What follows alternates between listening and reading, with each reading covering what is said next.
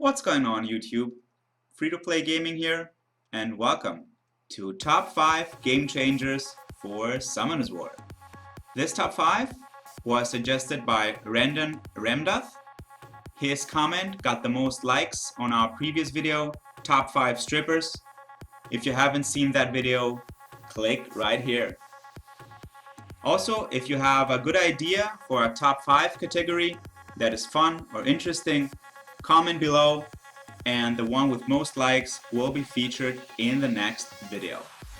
Be as specific as possible though, because people always try to categorize if the monsters are attackers or supporters. Also, they try to analyze if they're farmable or current meta game, etc, etc. So describe your category as thoroughly as possible.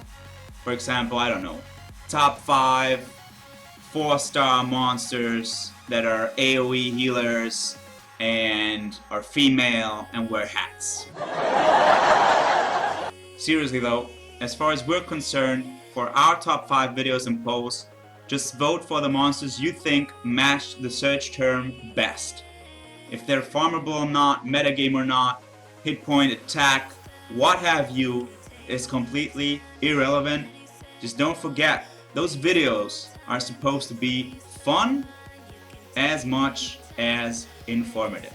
510 total votes were cast, which is a very good sample size, almost 5 times bigger than on the last video.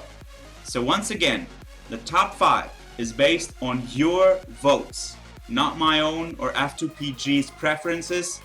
So if you don't agree with the results, blame democracy. The complete list will be shown at the end of the video. So without further ado, let's move to our number 5. With 34 votes in the number 5 slot, we have the Vorder Ifrit. Theomars, of course, completely obtainable in the guild shop with guild points. Some people have to pull more often than others, but in the end we can all get our own copy of this unit that is very popular and recently got buffed. This is what makes him so unique. Elemental King passive, always gains attribute advantage when attacking an enemy.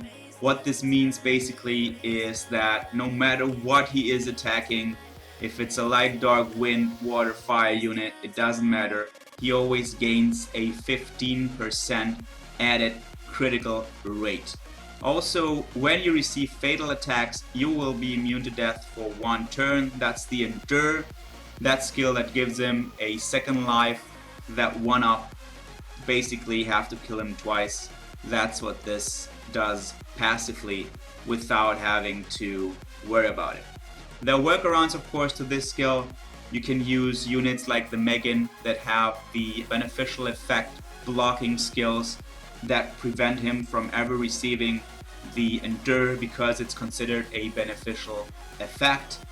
Or you can use units like Tessarion that give him the Oblivion. Or a third option is simply to put that Elemental King passive on cooldown with units like Lumiracia or Delphoy or the likes. The first skill is Mega Smash, attacks with magical powers and inflicts continuous damage for 2 turns with a 50% chance. The damage increases according to attack speed, so this scales according to attack speed. That's why there are basically 2 options to build a Theomars, one being a slow and one being a fast Theomars. We'll get to that when we talk about the runes.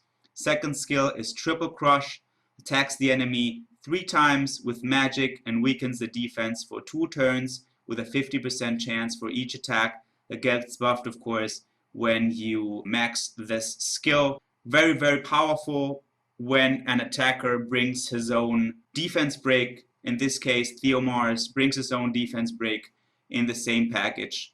And this kit, of course, is very, very unique and powerful. The leader skill increases the critical rate of ally monsters by 24%. So if you use the Theomars as leader himself, combined with the 15% from the Elemental King, basically what that tells us is that you only need 61% critical rate on your Theomars to reach 100%, 61, plus 15 from the Elemental King, plus 24 from the Leader skill makes 100. Usually Theomars is built violent. The subset is completely up to your preference. There are a few viable ones like the Revenge you see here, like Will, like Endure. Blade, of course, if you can get the 61% crit rate from the substats, and so on and so forth. Nemesis also, etc. etc. The two depends, like I said, slow or fast Theomars. If you want to build a fast Theomars that scales with speed, I mean he scales with speed anyways, but if you want to build a Theomars that exploits that, put speed on 2, aim for high speed. The other options go attack on 2, and pretty much 4 is crit damage, and 6 usually is attack percent. So this is how you build Theomars, and this is enough about this unit. Congratulations to all the Theomars users. Let's move on to number 4. In the number 4 slot, we have the Wind Sky Dancer, Chasun. A very, very desired unit. People that don't have her want her, and people that have her know what I'm talking about. Very, very powerful healer. One of the best healers in the game. Very unique heal with the Fallen Blossoms. Balances the hit point and the attack gauge of the target ally and your hit points to a higher amount than before. Notice that it says balances, so you all know what I'm talking about. It does not actually heal, so even if the target has a heal block on him, it still gets healed, basically, because it balances the hit points. Also, it balances the attack gauge, so if you target an ally with a full attack gauge, Chasun basically gets another turn. So very, very powerful. Even after the nerf, still very powerful. Skill, this used to be 1 cooldown less, used to be reusable in 3 turns, now it is reusable in 4 turns, but still definitely playable. Very, very powerful unit. Second skill, Amuse, recovers the allies by 20% of my max HP and increases the attack power for 2 turns. So you got a 2-in-1 skill, a AoE heal that heals based on her max hit points, so it makes complete sense to stack hit points on her as high as you can.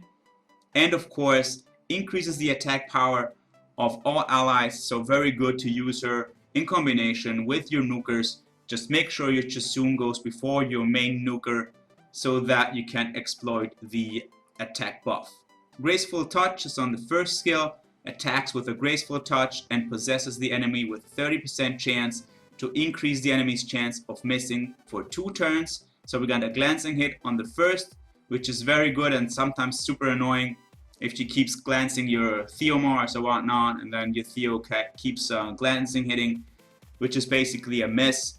Super, super annoying. Not very, very powerful, but definitely a helpful first skill just to round out her super useful kit. Now, as far as runes are concerned, obviously Violent is a preferred choice. Either triple HP or speed HP. Substat is completely up to preference. You can go with energy. You can go with Endure right here to give her more resistance. Other options are Nemesis or Will, depending on where you use this unit. But definitely I would prefer the Violent main set.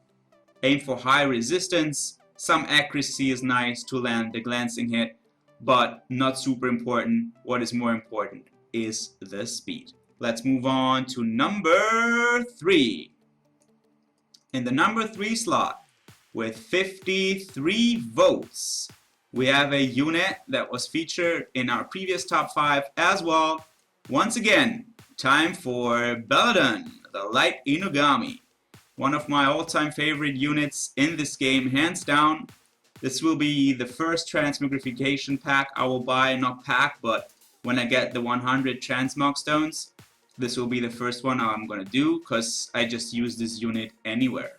So today we don't talk about her as a stripper, we talk about her as a top 5 game changer. And yeah, I kind of agree with that, because this unit is obtainable, and You can use her anywhere in any situation. You take this to Guild Wars, you take this to Arena, you take this to TOA, you take it to Dragons, you can take it to Giants, you can take it to Prom.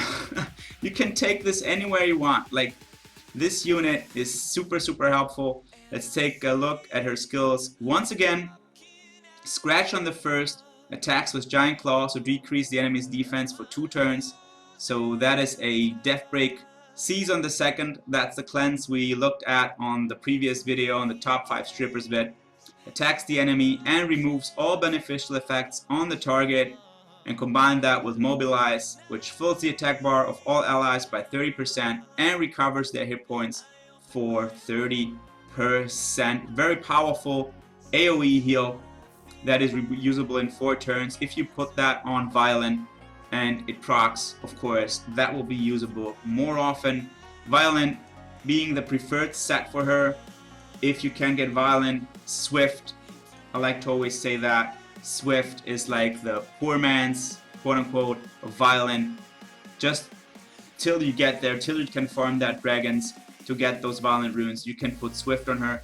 But I definitely stick to Speed on 2, Hit Points on 4, and Hit Points on 6. Sometimes you can see Accuracy on 6, but if you can get 60-70% accuracy from the subsets, you don't need accuracy on 6. Stick with hit points, as high hit points as possible, because of course that recovery scales on hit points, so it just makes sense to stack hit points on Belladon.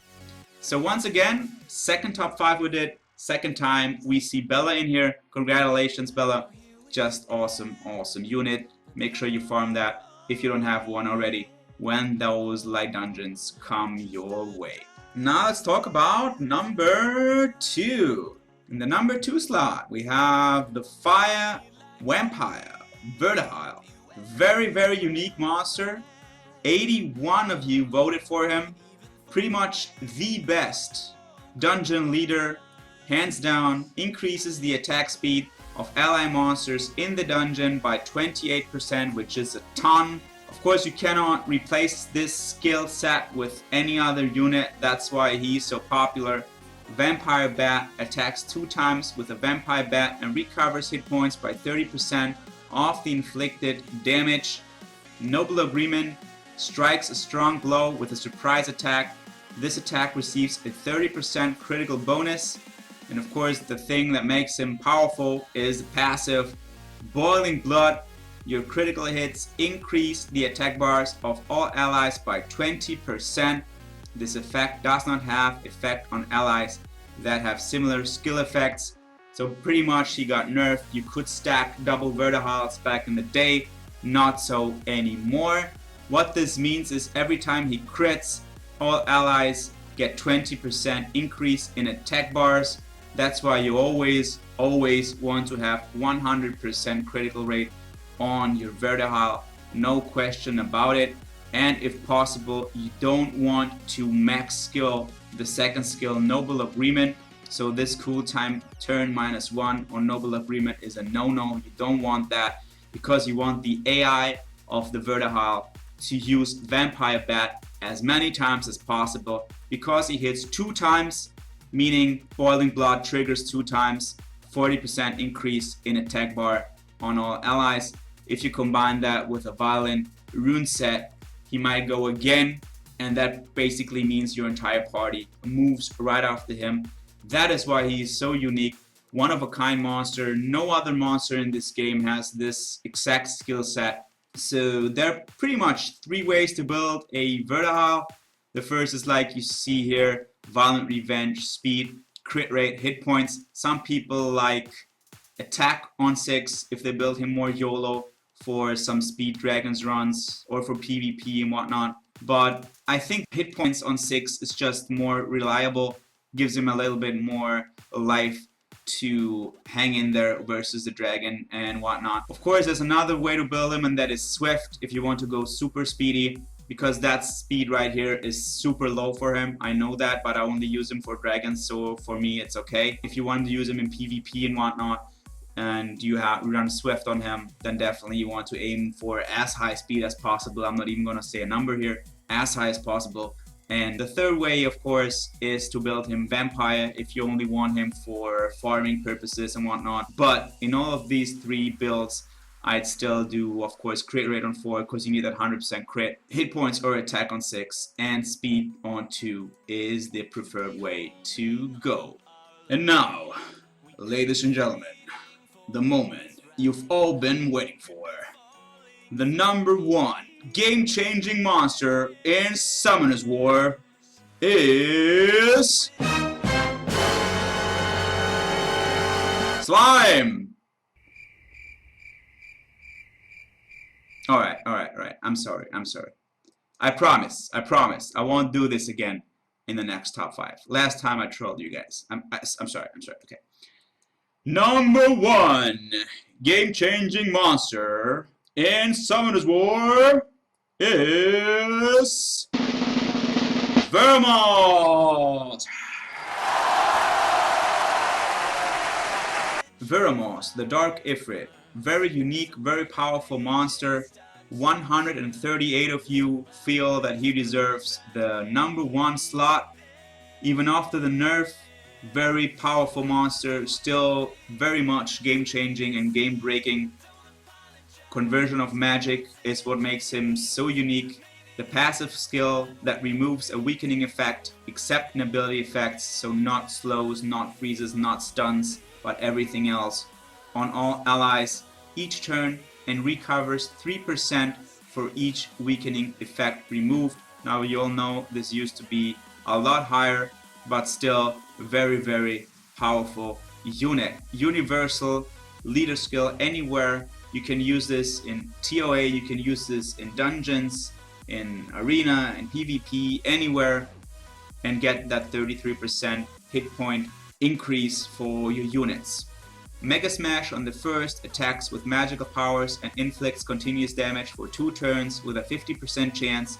The damage increase according to attack speed, so this scales on attack speed. And Super Crush on the second attacks all enemies and stuns them with a 30% chance. The damage is proportionate to my max hit points, so this scales according to his hit points. The preferred rune build for Veremos, of course, like so many other units, is Violent, the subset being completely open to your own preference. Most people like Nemesis or Will or Focus, because accuracy is a very good idea for him, for those dots and the stun. I chose Energy because I had those runes with decent speed substats and whatnot. Another option is Endure for the added resistance. So basically, like I said before, if you don't have Violent runes, Swift is a very nice replacement. I'd go speed on 2, hit points on 4, and hit points on 6. Prioritize speed, hit points, and accuracy for the Veremos. Those are the stats that will get him rocking through Dragon's B10, for example, and TOA hard even. So just copy these stats and you should be good to go. If you can get better accuracy, higher speed, higher hit points even, kudos to you. Your Veremos is gonna rock the boat. So yeah, that pretty much sums up today's top 5. Thanks for watching. Make sure you follow us here on YouTube and click show more below to see the other platforms we are represented at, like Twitch, Twitter, Facebook, etc. If you like the video, go ahead and like it. If you didn't like it, go ahead and dislike it. But if you dislike it, please also leave a comment and tell us why you did not like it, so that we can improve ourselves and provide you guys with content in the future that you want to see. Also, if you have an idea for a category that needs to be done in our next videos, make sure to comment below. The one that gets the most likes will be done. And just to round up this video, we'll display the results that were cast on the poll on the Facebook group F2PG Summoners War.